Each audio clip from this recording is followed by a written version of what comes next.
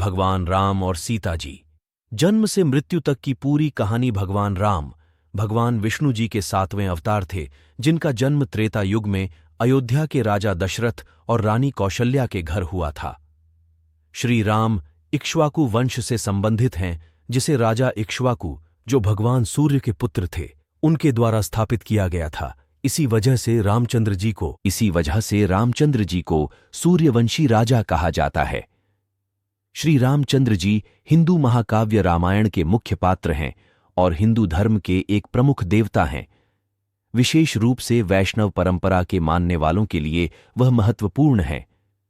एक शाही परिवार में जन्मे भगवान राम के जीवन को अप्रत्याशित परिस्थितियों जैसे 14 साल के वनवास और कई नैतिक दुविधाओं चुनौती का सामना करना पड़ा।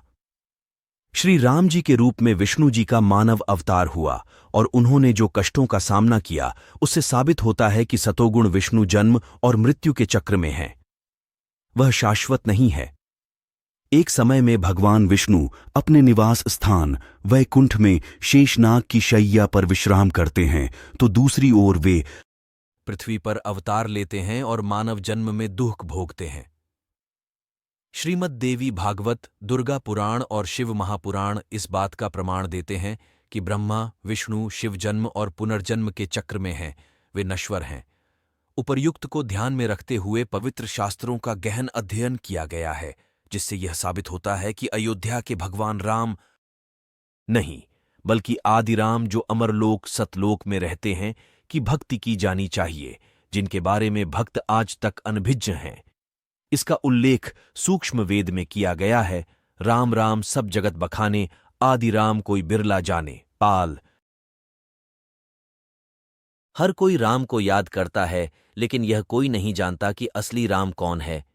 एक आदि राम है जो अमर है और केवल वो ही भक्ति के योग्य है, जिनके बारे में भक्त समाज आज तक अनजान है। सूक्ष्म वेद में वाणी है, एक राम दशरथ का बेटा, एक राम घटघट में बैठा, एक राम का सकल पसारा, एक राम दुनिया से न्यारा।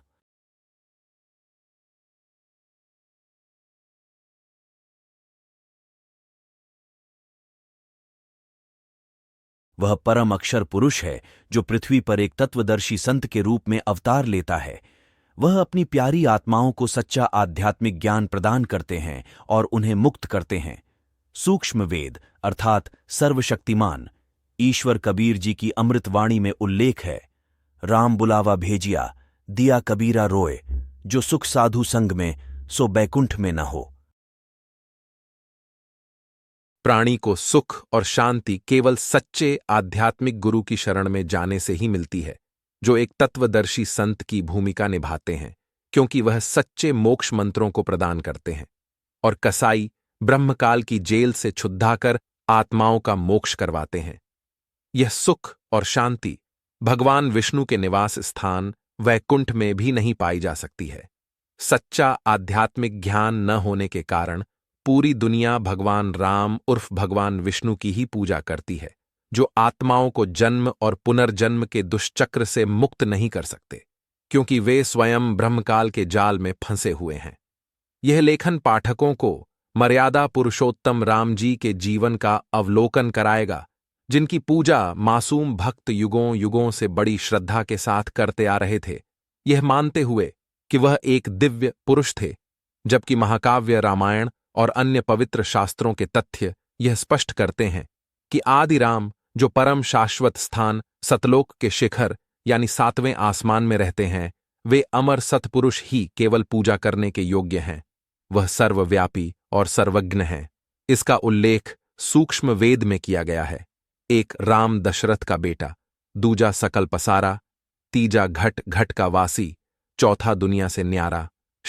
आइए तथ्यों के आधार से निम्नलिखित बिंदुओं पर ध्यान केंद्रित करते हैं और अध्ययन करते हैं कि आराध्य राम कौन है। प्राणी को सुख और शांति केवल सच्चे आध्यात्मिक गुरु की शरण में जाने से ही मिलती है, जो एक तत्वदर्शी संत की भूमिका निभाते हैं, क्योंकि वह सच्चे मोक्ष मंत्रों को प्रदान करते हैं।